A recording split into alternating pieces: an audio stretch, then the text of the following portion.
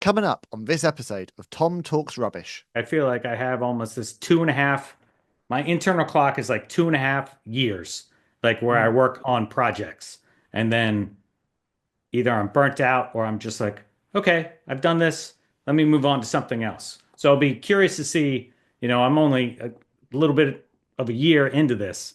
So if you come talk to me kind of toward the end of 2026, we'll have to see like where my headspace, where my mindset is at from a legacy standpoint.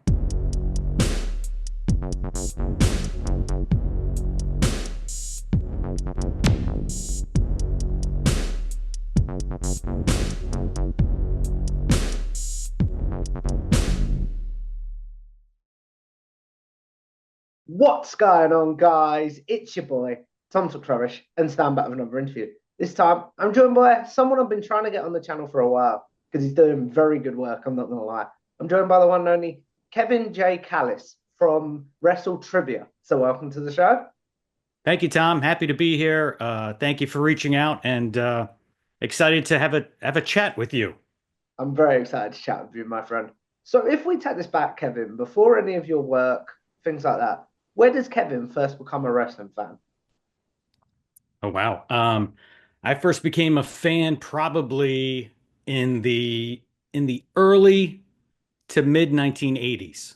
Mm, So as I'm dating myself and my age here, I'm 47 and a half, right? So my first kind of exposure to wrestling was in like 84, 85, right around the original WrestleMania.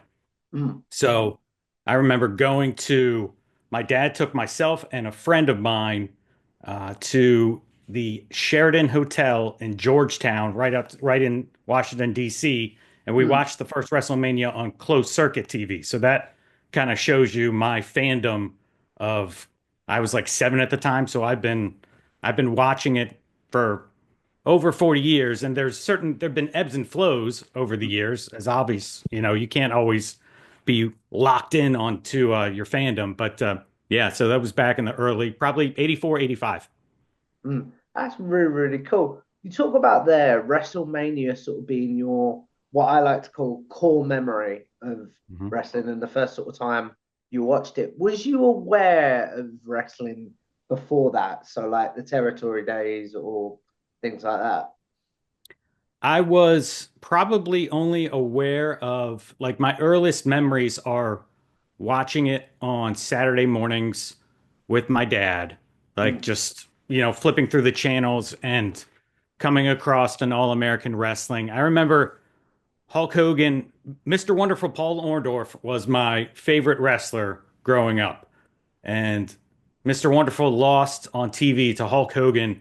And I remember just crying. I was so upset and like running up to my room and slamming the door because I couldn't believe that my favorite Mr. Wonderful lost to Hulk Hogan. And my dad was like all about the red and yellow brother. And I'm like, no, I was always against Hogan, even from the beginning. So that was kind of like early memories, and I that was like the WWE part of things. And mm. then I remember probably a couple months after WrestleMania, flipping through the channels Saturday at like noon, and I saw the Rock and Roll Express debut in NWA, and they defeated the Russians for the World Tag Team Championships, and that was like I was like, wait, so there's other promotions that are Mm. out there? And then you see, as cable comes along, you learn about ESPN, you see AWA on ESPN. I started getting the After Mags. So then I'm really learning about AWA, World Class, Continental, um, New Japan. So it just kind of, my horizon, my world of wrestling expanded from there.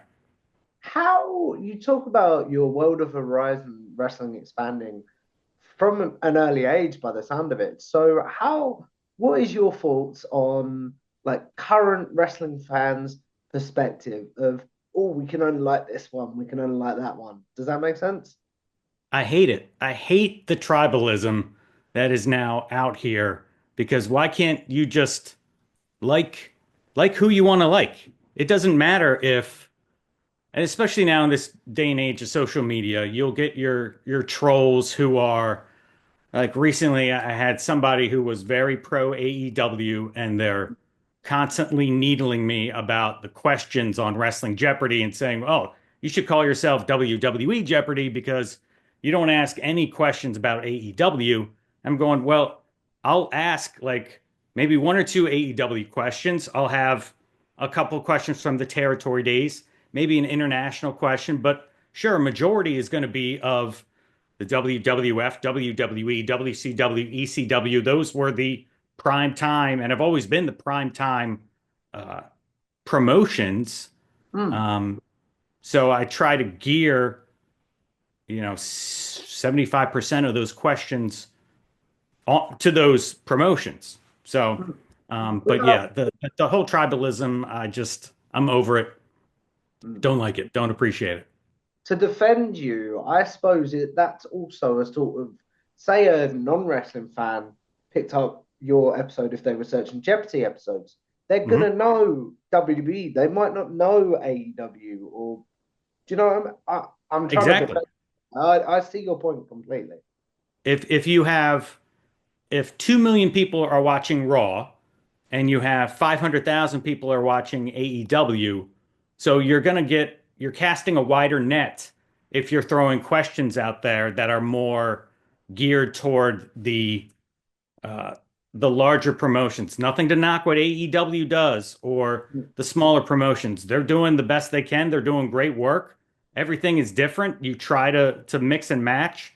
But that's like why I call it the 200 point jobber round, like to begin the game, because I try and make those questions as obvious and as easy as possible just to give people layups so that they actually feel like, oh, I got some points correct. I'm doing okay instead of like coming out of the box like impossible deep cuts that only really, really smart marks are going to have any clue about.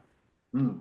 I understand that completely there. So just to move on in your fandom slightly, how did your, because it sounds like your dad was very pro Hulk Hogan and things like that. And Mhm. how did he sort of react to the Hogan heel turn and things like that? And how did you react to the Monday Night Wars? So the Hogan heel turn, that was 96. I had I just started college. Mm. So it's kind of like I don't know if I was as close with my dad then as I was when I was younger. You start kind of doing your own thing. So, and I think I was like out of the country or something when it happened. I mean, it was great. It was amazing.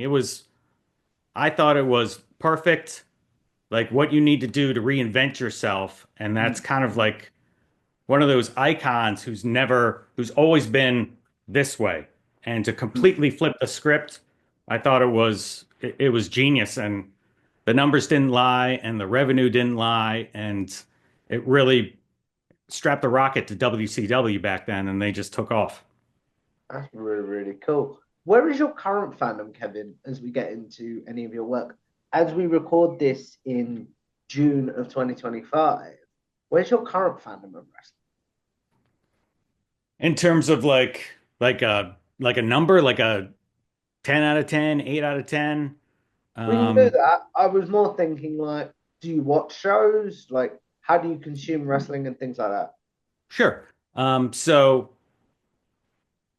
everything kind of changed for me during the pandemic. And, as we were talking about earlier, like kind of the ebbs and flows of your fandom. When I started dating my wife in the early 2000s, there was no way I was letting her look behind the curtain and see, Oh, oh, yes. Kevin is a rabid wrestling fan. Like, because I'm like, there's no way this beautiful woman then will want to continue a relationship with me and Mm. I'm going to be single again. Um, so during like the ruthless aggression era, that's when my fandom kind of took a downturn. You have children, like you're just in the weeds and you're swamped. So really, it started coming back when the WWE Network came out in 2013, 2014. That Mm. was really where it's like there's this gigantic catalog and library of every sort of wrestling you want to see, past, and then they have these kind of new shows. So that's when it really started ramping up a lot. And then during the pandemic, once AEW came on board, I mean, they were hot out of the gate. They were just smoking, and it was great to see somebody. It was great to see competition, and it was great to see like another promotion out there. There's not a monopoly. NXT, when NXT, the black and gold NXT, the original. I mean, the takeovers were just banger after banger, just great matches. So like really, 2016, that's when it all really took over. And then so I consume it like I'll watch Raw, SmackDown, 3 hours, a little too long for me. Um, I prefer the 2 hour show. Dynamite used to be must watch TV. Mm. Unfortunately, kind of took a downturn when Cody left and Punk left. So I try and catch it every once in a while. And then pay-per-views or PLEs, I'm always watching those. I was lucky enough. I went to WrestleMania 40 up in Philly. Mm. I flew out to Indianapolis to go see the Royal Rumble. Um, so I think I try to go to like a live show maybe once a year.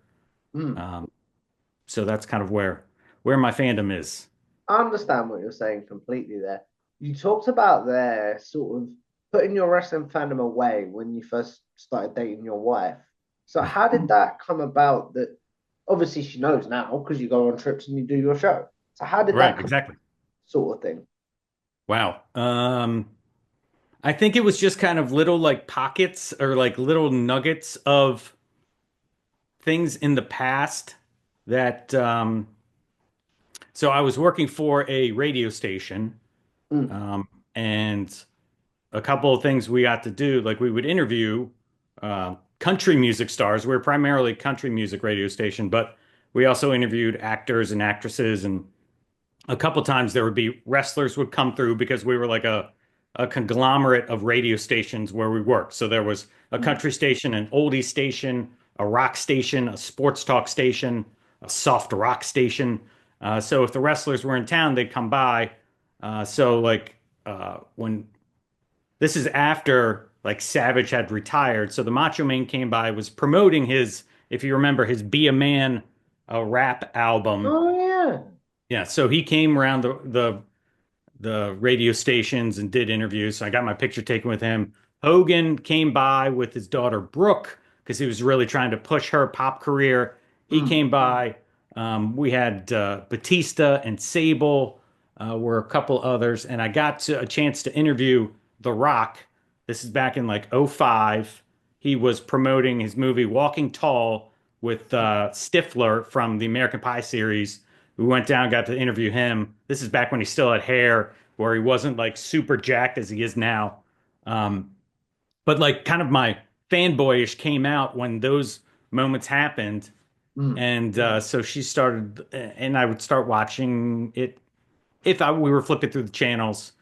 And then, it really just kind of started to rear its ugly head a couple years later. And she's fine with it sometimes she's not. So she doesn't always want to watch it. She doesn't like the blood and guts stuff.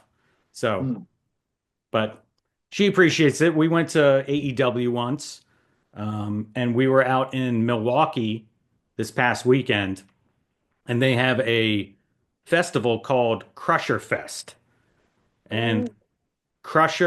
The Crusher was a old school AWA wrestler from in the 50s, 60s, 70s. And Mm. so we went by there. They have like this bronze statue to him. I was like, we're in Milwaukee. I have to go get my picture taken with the statue. And she obliged. And so it's all good. That's really, really cool. So if I said to you, as we record this, like I said, in June of 2025, the storyline that you're like, I'm enjoying this so far. The current storyline in like wrestling, like which Yeah. one Yeah. specifically? Or just anything you're enjoying in wrestling specifically. Right now. Hmm. I mean, the bloodline has run its course. The In AEW, the whole kind of Hangman Swerve, Osprey promo from last week, I thought was great. I thought they did a tremendous job selling and trying to set up All In and Forbidden Door. Um, I'll be interested to see what happens with Money in the Bank, Mm. because I feel like that will. There's always a lull after WrestleMania. Yeah. You crescendo, you get up to like, all right, that's the end of the story, that's the end of the season. We move on to other things. So I'll be curious to see where Seth's new faction goes, where Punk fits in, when is Roman going to come back, what's the deal with Cody. Cena's storyline has been kind of uh, mid, so to speak. Yeah. I think like he could have really won. I think it would have been great if he won the Rumble instead of Jay. I think Okay. being there live, the fans really wanted Cena to win that. Um, and they didn't mind that Jay won live, but then afterwards, you go on the internet and you find out it's the most disliked video in like of the year on WWE on YouTube. Jay winning the Royal Rumble. So I don't know. We'll have to see where it winds up. Cena's going to wind up embracing his good self in the end, Mm. and walking out as the champion. So it'll be fine, I'm sure. It'll still be much watch TV, and it'll be a great moment, I'm sure, in that final match, whoever he faces. Do you think Cena retires as a face then, Kevin? Yes, totally. 100%. There's no way that he retires in this current state where he is now. Hmm. I understand what you're saying completely there. How familiar before you started your show were you with like game shows and things like that, Mike? Well, I mean, when I was growing up, when I grew up, whenever you were sick from school, um, in the mornings, there was game shows on from 9 o'clock until, noon or one sometimes. Mm. Like and that's like the late 80s, kind of maybe early 90s. Once in the 1990s, all the daytime talk shows would come out. Uh, and now there's just talk show after talk show. But when I grew up, it was all game shows. Mm. So I was always a fan of game shows. I remember being in college, and one of my college courses was like TV production, and we had to produce a game show, and Okay. I was the host of it. Like looking back on it now, you're like, huh, okay, maybe there's always kind of been this entertainment side of me. Mm. Um, and but I was never going to move out to Hollywood or think that I could become some big famous person. Not that I am now or anything, but watching your Brian Zane interview, and he talked about how YouTube is like this low rent Hollywood, or he didn't say low rent. I forget exactly the phrase he used. Low Uh, budget, I believe. yeah. Yes. Okay, there you go. Low budget Hollywood. So yeah, so game shows have always been, I remember, if you're eating dinner sometimes, it's a special occasion to go sit in the living room and watch Jeopardy or Wheel of Fortune as you're eating your TV dinner, growing up. So it's always kind of been on the peripheral, I guess. What was your sort of game show as a kid, or even now, maybe? But Jeopardy has always been huge. Jeopardy's always been a lot of fun, just trying to test your knowledge and see how well you do. The Price is Right was always good. Family Feud is always fun to play. And then Name That Tune is like an old school. Mm. Uh, I've always been, I've always had a very good memory for like music, and like you play like a 2 to 3 second hook of a song, usually I can pick it up. Um, not, I mean, music nowadays, I can't decipher any of what what the kids listen to these days. But old school classic rock, 80s, 90s, 2000s, I got it. I'm your guy. What's You your want me sort on of your trivia team when it comes to like music questions. what's your sort of go-to music then, Kevin? You say you're not a fan of modern stuff, but like, what's your sort of go-to music if you're in the car or at the gym? Well, I need to go to the gym first off. I haven't been to the gym in a while. Um, but if I go to the gym, I'm listening to wrestling theme songs. I have my playlist of wrestling tunes that get me fired up. But another genre, Tom, have you ever heard of yacht rock? I've heard of it, but please explain what it is because I'm not So, 100% sure. so yacht rock is music from the late 70s, early 80s. It's kind of like this smooth, not too hard, more mellow tunes. You have the Doobie Brothers, Christopher Cross, Steely Dan, America. So like just kind of like music where you can sit, you almost like picture yourself sitting on a at a yacht club or something, sipping Mai Tais Ah, or grapefruit high noons and just kind of chilling out. High society stuff. Not that I'm a high society guy, but whatever. no, but I get what you mean. That's very, very cool. So we've talked a lot about you and your fandom and things like that. How does your show come about, my friend? So as I was mentioned kind of earlier with the pandemic, so I had kind of my work career, my professional career. I started in the radio industry, spent Mm, 6 years, 6, 7 years doing that, transitioned into a sales role for another industry, like banking and finance, mm. and wealth management. And then I got into like fundraising and development. And then during the pandemic, you're kind of stuck in your house and you're not able to do anything. And all my kids are doing were watching YouTube. And I'm watching Simon Miller, I'm watching What Culture and Cultaholic, and I'm going, and I think I could probably do that. Mm. Um, I just need to figure out I don't want to be just a generic, uh, talking head about wrestling. One of the things I love about your channel is that you're a specific, it's a niche, but it's a niche within a niche, like a Yeah, it's a special niche and then it's niche, another niche. like, right? You're not interviewing wrestlers, you're interviewing the content creators. I think that's so cool. And that definitely um, differentiates you from everyone else. So I kudos to really you appreciate that. for doing that. Thank you, Um, sir. so as I was trying to come up with ideas, I've always, as I mentioned earlier, passionate about music, love wrestling. So I kind of came up. My first channel was called Hit the Music, and then transitioned into Wrestling Behind the Themes.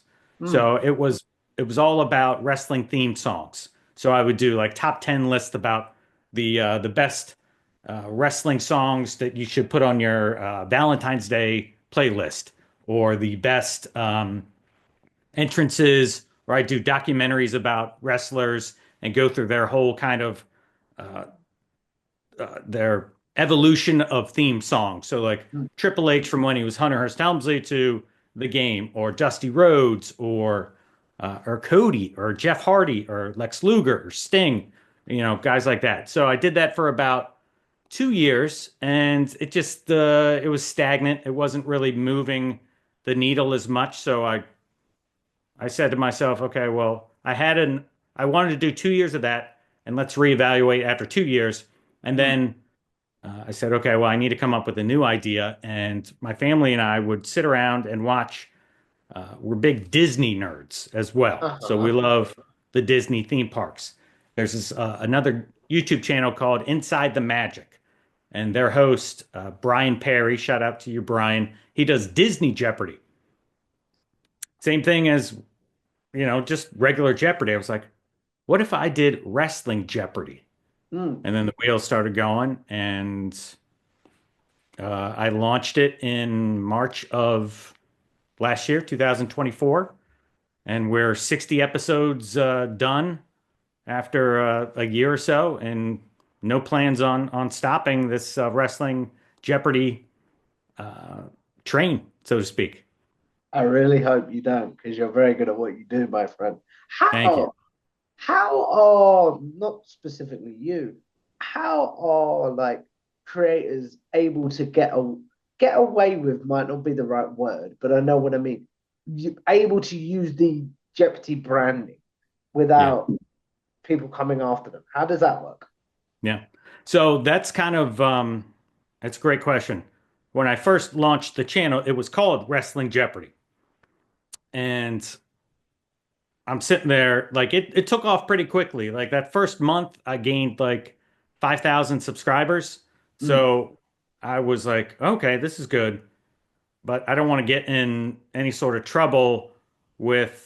I tried to trademark the words Wrestling Jeopardy, but you can't trademark it because it's too similar to regular Jeopardy, which is already trademarked and copywritten and everything. So mm. that's why I came up with the idea to change the name of the channel from Wrestling Jeopardy to Wrestle Trivia so that I could kind of uh, not get away with, but kind of what you were saying, just avoid any sort of copyright infringement.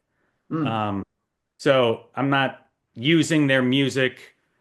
Sort of, it's using their likeness maybe a little bit. Um, but I try to change things up enough that uh, it's not infringing. Mm.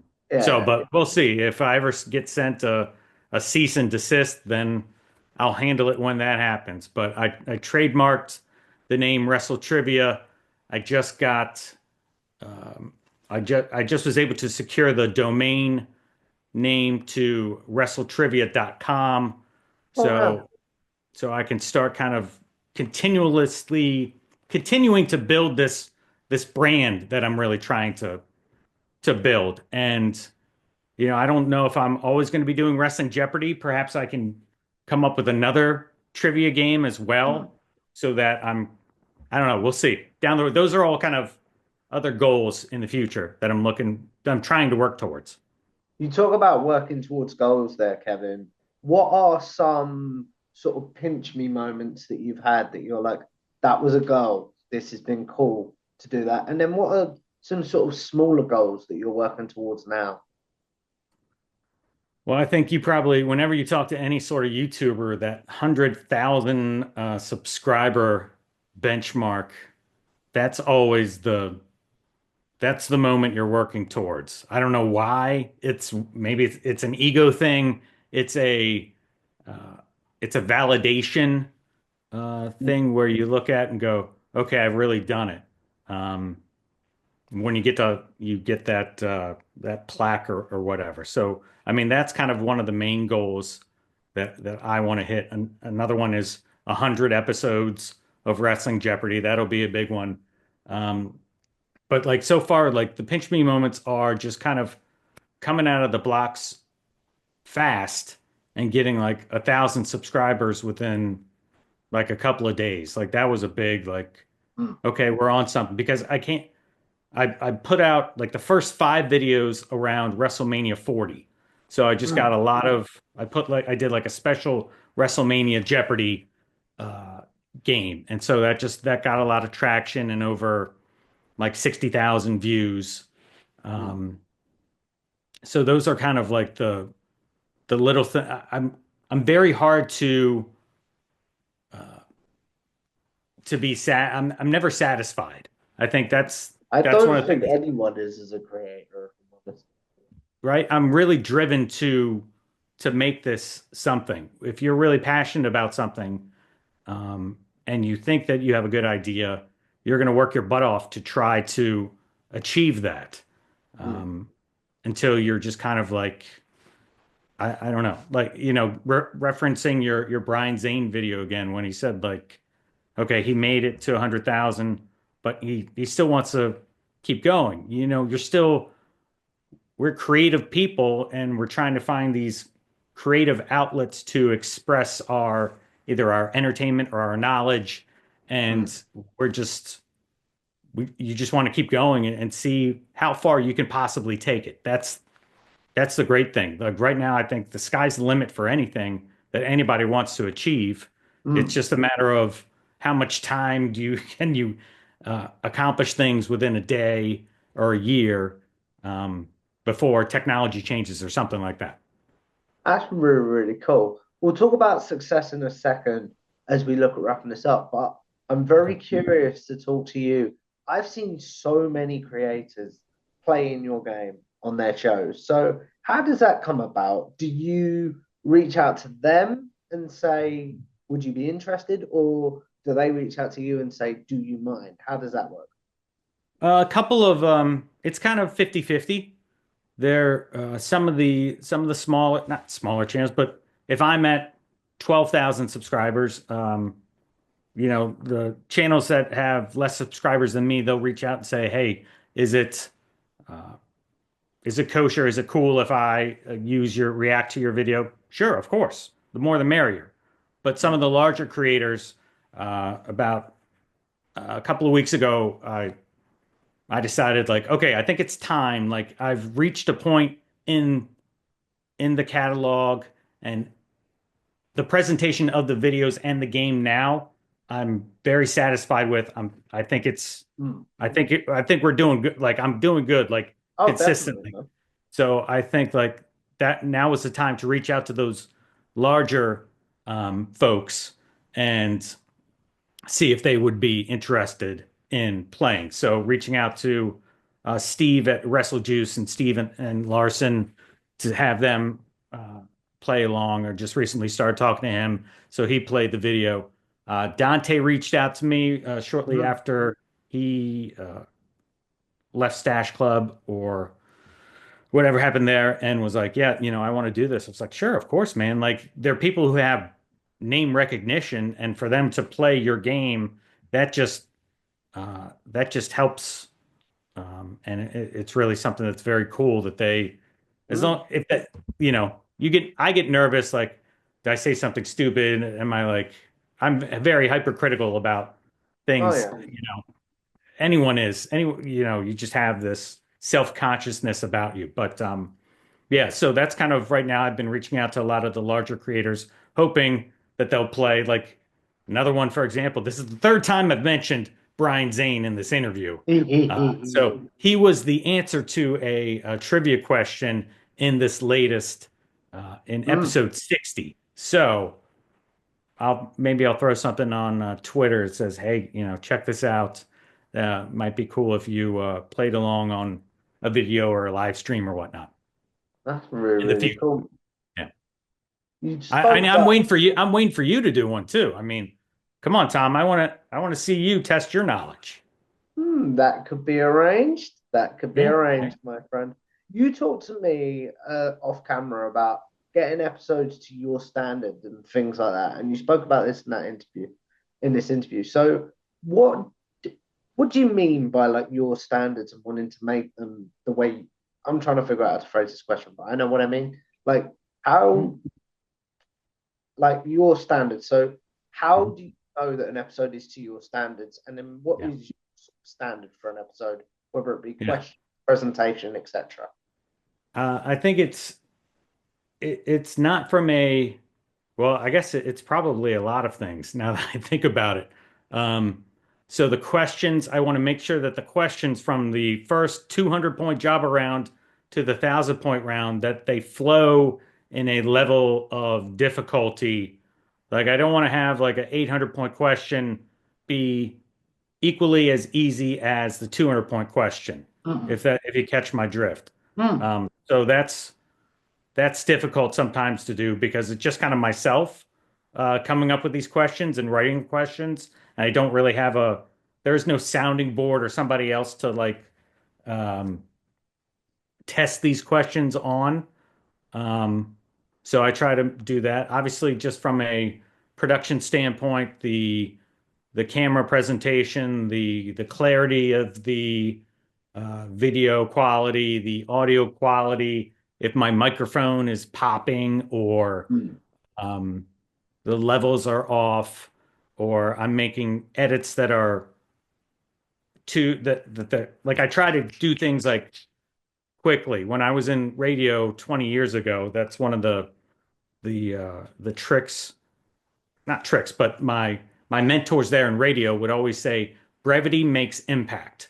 And Mm. so that to me meant, right, if you're cutting up an interview, you want it to you want it to jump boom boom boom boom boom. You don't want it to leave any sort of uh, 1 second, 1.5 second lulls Mm. because I don't know. In this day and age with attention spans, it's almost like if you leave that 1 or 2 second lull in there, that gives somebody an opportunity to click a button or scroll or swipe, and then they're gone. So, Yeah. I'm hypersensitive to that sort of thing. So those are really the standards. I'm a perfectionist, I guess, probably to a fault, which is um, that's probably why I'm not able to put out as much content. Like I do a wrestling Jeopardy a week. So Mm. that's my goal. I don't think there's any way possible unless I started hiring people or bringing people on board to kind of help out and do more than one episode a week. Um, so Mm. I understand what you're saying completely there because I'm exactly the same. The amount of DMs sometimes I get of like, you recorded this interview a couple of weeks ago. Why is it not out yet? I think I just can't work like that. Do you know what I mean? I just yeah, can't work like bang, bang, bang, bang, bang. I'd rather, I heard this phrase years ago, quality over quantity. of course, And I'd rather be like that. Does that make sense? it makes 150% sense. Like I look at, like for example, wrestling bios. Mm, Like he does just amazing work and puts out these 4 or 5 like 30, 40 minute videos a week. mm, And I'm going, holy crap. Like, how do you like either you have a team helping you out or you never sleep yeah, or like I don't know how you do it because there's no way I could possibly do that. I have a family, I have other things that I want to do. Like I don't want to be locked in an office, in like my basement dungeon, just editing stuff all day when it's a beautiful day outside. definitely. Speaking of which, my friend, because I want to be respectful of your time, I have two questions before we sort of do my wrap up questions and things like Okay. that. If you, not even if you stepped away tomorrow, but like, do you view Wrestling Jeopardy and your show as a success? And what do you think what would you like the legacy of the show to be in the future? Um, so a couple of the recent people who played, so like Steve from Wrestle Juice, Steve here played recently. And his comment at the beginning when I said it was like episode 58 or 59, he's like, damn, that's a lot, Kevin. To me, that's not a lot at all. Like Mm, 58, 59 videos or episodes, that feels so small in comparison to other channels who have thousands of videos that they've mm, done. So I feel like having just started like a year ago, like there's still so much more content that I can produce, right? mm, There's just um, eons upon eons of questions that uh, wrestling has just been around forever. So there's so many different things I can tap into, question wise, category wise. So I feel like, as I mentioned earlier, like sky's the limit in terms of finding of coming up with all that kind of content. So yeah, I'm not ready to step away. I don't know when I would be ready to step away. I feel like normally the way I work, like I feel like I have almost this 2.5. My internal clock is like 2.5 years, like where I mm, work on projects, and then either I'm burnt out or I'm just like, okay, I've done this. Let me move on to something else. So I'll be curious to see, I'm only a little bit of a year into this. So if you come talk to me kind of toward the end of 2026, we'll have to see like where my headspace, where my mindset is at from a legacy standpoint. But like I still want to, you want to have, I don't know, like have somebody hold up a sign that says Wrestle Trivia or Wrestling Jeopardy mm. on a big Raw or SmackDown or something like that. That's when I'll feel like maybe I've kind of made it or whatnot. Um, So that's kind of legacy things, you know. I understand what you're saying completely there. You brought up burnout as a creator there. How do you deal with that, Kevin? Uh, it is my mind never really turns off, like in terms of the wrestling, like trying to come up with questions and categories. Like I pull a lot from real life that I try to Mm, uh, utilize. Like I wish I could have come up with like a bank of videos. You know, like if you have 4 or 5 videos that you've done. It's just a matter of you editing them and then uploading them. mm, Like I wish I could be a week or 2 or 3 in advance of my videos, like already have them done and just ready to like upload on that upload date. But unfortunately, I pretty much am working like week to week on things. Like I'll yeah. have my video that goes out. I was doing Saturday evening uploads here, East Coast, United States time. Now I'm thinking about moving it to like kind of Friday afternoons at 3 East Coast Standard Time. Um, and so I think from like a burnout standpoint, I am going like, all right, that video is done. Now I got to have the next one and come up with everything. Mm, Um, so burnout, I haven't experienced it yet, but I think just the way I do it, like you just have to take a week off. You just have to be okay with going on vacation. Like I'm going on vacation with my family for 10 days. Yes, I'm mm, bringing my laptop, um, but I'm not going to be maybe doing a little bit of editing, but it's okay to take a week off. Like yeah. that's where um, I need to get there uh personally. Like I need to feel it, but I'm not there because I still feel like I'm so new and so young and such a rookie in this. Like I feel like I need to be consistently putting out videos every week. And Mm, like I fear if I miss a week, oh, the algorithm's gonna change or something like that. That's the hard part about YouTube. Like you don't really know what the algorithm is doing at times. So that's why I think everybody tries to stay consistent with weekly uploads or daily yeah. uploads, even.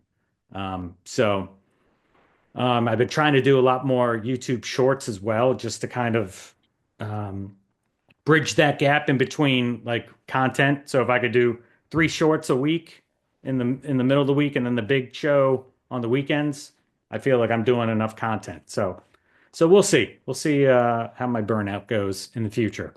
That's really, really cool, my friend. And I completely understand what you're saying there because I think just by talking to you, we have similar mentalities of I'd rather put out a video a week and it Mhm. be good than a rushed video Right. every day, if that makes sense. Totally, totally. And to be able to put out something, even to be able to put out like 2 of these videos like twice a week, it's just the amount of time it takes for me to write and then record and then edit and then produce. Like it's not easy. And No, it takes time because like there's certain questions that I come up with or the answers, like I'm okay with just delivering the answer and saying, who is Cody Rhodes? But there are other times like I feel like I need to um show the audience or explain to the audience so that they see like here's how this happened or here's more about the answer that you may not know. So kind of more of a education about the answer. So you're trying to find old school clips and then you're trying to edit those and change those enough so you don't get hit by a WWE copyright bots or mm, whatnot. So I understand what you're saying completely there, my friend. You're so fascinating. Your show is so fascinating. I feel like I thank could you. talk to you for another hour, but I do Thank want to you. be respectful of your time, Kevin. But as we wrap this up, we are going to do a segment that is a staple on my show called Yes. Generic Wrestling Questions. Those of you that Ta-da. interviews, when I asked, I'll ask Kevin his favorite match, favorite pay-per-view card, such as Double or Nothing 2019, for example. favorite wrestler's entrance theme, favorite tag team, and favorite wrestler. Basically, the questions I assume you might be asked on social media. So now you'll have a place to be like, guys, I have answered this. Please go watch this. So, what's your favorite match of all time? Favorite match of all time.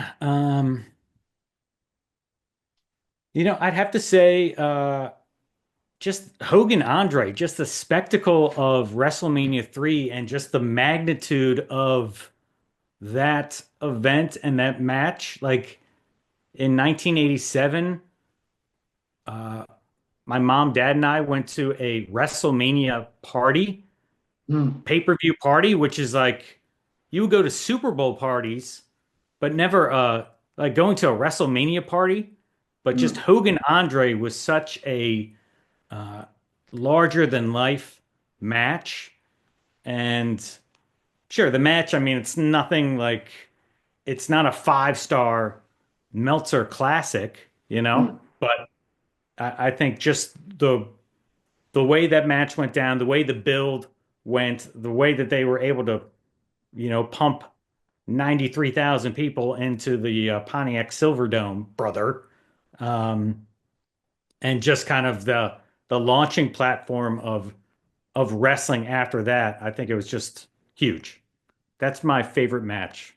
that's really, really cool. What about your favorite overall pay-per-view card? Favorite overall pay-per-view card. Oh, I grew up, I was a big like WCW, like NWA guy back in the day. So I would say like Tom, do you remember VCRs? Hmm. Okay. So I'm not really overdating myself here in terms of my age, but you could like send away for to Jim Crocker Promotions and get like a VHS tape of their pay-per-views.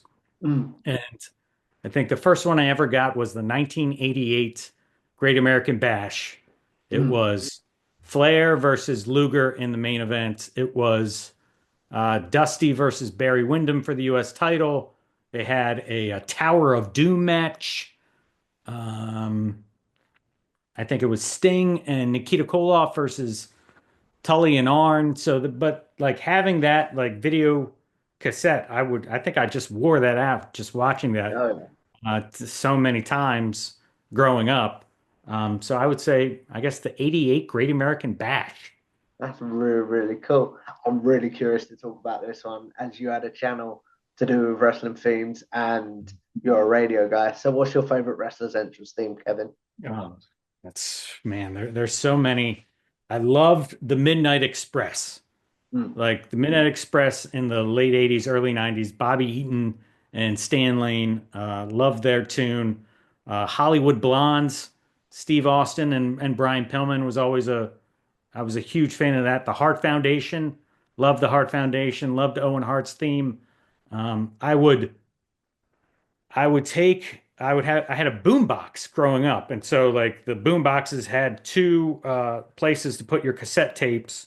So you could like record certain songs and stuff like that. So I would be watching wrestling and I would be holding my boom box up to the television and mm, recording the entrance themes because that was like the only way you could get unless you belonged to the WWF fan club and they would yeah, send you like the cassette. So like I think I did that and I got like Demolition and Repo Man. Demolition is a great theme as well. Um, but I don't know, like Ric Flair 2001 Space Odyssey is another one of my top themes. So I would say like kind of those five if I listed five, those are probably my favorite themes. that's really, really cool. What about your favorite tag team? Favorite tag team. I loved Harlem Heat. Booker T and Stevie Ray. They just they tore it up. They were badasses. Booker T's the man. Um, and it's funny, my dad and one of his coworkers back in the day, they would always call themselves they would call themselves Booker T and Stevie Ray. So it's Wow, just funny, like but yeah, I think they're definitely my favorite tag team. that's really, really cool. And then finally, Kevin, the biggest generic question, in my opinion. Who is your favorite overall wrestler of all time? Favorite wrestler of all time. So I did this recently. I put this as a community post on my channel, Mm, where I listed like 4 or 5 wrestlers. So like my top 5 in no particular order, and then I'll give you like my favorite. So, but like top 5 or 5 favorites are probably, well, are Mr. Perfect, mm, Nature Boy Ric Flair, Lex Luger, Paul Orndorff, Mr. Wonderful, and Chris Jericho. mm, Um, and I put Savage in there, probably like honorable mention. But if you could see up there, the mm. little doll, and then if you can see this turnbuckle here. You can't really see, but it's signed by Mr. Wonderful Paul Orndorff. Oh yeah. Um, and there. So I would say just because he was like my first favorite growing up was Mr. Wonderful. And he never got the chance to, he never really beat Hogan to be the champion. He was just a great heel to Hogan's babyface. And then like Orndorff disappeared for a while and everybody thought he was dead. And he was like running a bowling alley in Georgia or something like that. And then he came back and he was in WCW. And then he beat the crap out of Vader that one time in like flip-flops. Oh Um, yeah. so I would say Mr. Wonderful. I never got the chance to meet him. I got the chance to meet the Total Package at a convention a couple years ago. I met the Nature Boy a couple years ago. Um, so yeah, that would be Mr. Wonderful, Paul Orndorff, my favorite wrestler of all time. That's really, really cool, my friend. As we wrap this up, Kevin, obviously I want to say thank you for a great conversation. But the Thank you. question I end this show on is I believe as content creators, podcasters, even just people with social media, we're sort of gonna live forever in a very, very weird way if you think about the world. So what is one piece of content you're like, yeah, I'd like to be remembered for that? And then what is one that you're like, nah, I'm good, guys. You can get rid of that. Um, I think I think just a lot of the, watching back the earlier wrestling Jeopardies, like the I would say episodes 1 through 30, Mm, like you're still trying to figure yourself out. You're still trying to figure out your presentation and your shtick. And there are times where I watch that and go, I'm kind of cringe about that. Like when when Dante Toro first reached out to me, he said, like, what videos would you like me to play along to? And I said, probably anything like within the first 30, like don't play along to those. Like I'm not looking back now, I feel like the presentation's so much better.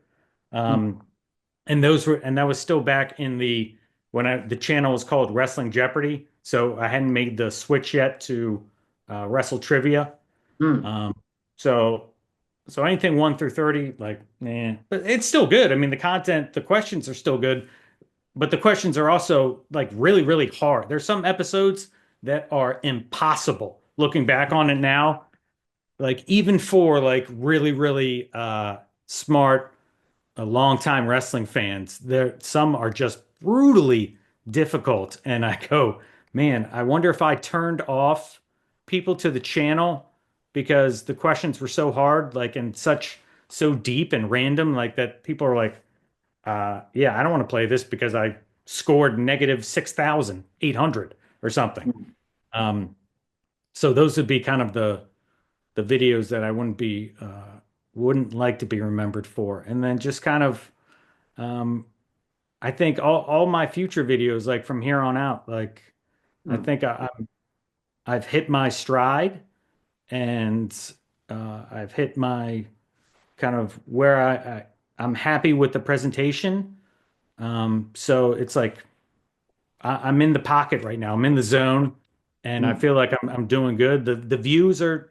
I'd like the views to be a little bit more, but it's a grind, and Wow. you just have to keep grinding away and being consistent, and just hope it takes off. Hopefully, It's definitely will, my friend, 'cause you're very good at what you thank you. do. But as we wrap this up, Kevin, obviously I want to say thank you for a great conversation. But please promote yourself. Where can the good people find you, your work, etc.? So on YouTube, it is Wrestle Trivia. That's what you need to type in, all one word, just like WrestleMania, Wrestle Trivia. You can find me on the good old Twitter machine at the Kevin J. Callis. And I also have at Wrestle Trivia 1. Trying to get rid of the one. Somebody else already has Wrestle Trivia, but whatever. As long as you go to at the Kevin J. Callis, that's where you can find me. But a lot of the content is on YouTube. If you search up Wrestling Jeopardy, you'll come across Wrestle Trivia. And just appreciate you coming by, playing the game, giving the videos a thumbs up, and leave a comment with your score. Hopefully you do well, and hopefully you become a weekly subscriber to the channel. It's well worth doing, guys. One of the nicest people in this space, but one of the most hardworking as well. So if you guys like this, make sure you like, share, and subscribe to Tom Talks Rubbish on YouTube. Follow me on Twitter or X at Tom Talks Rubbish.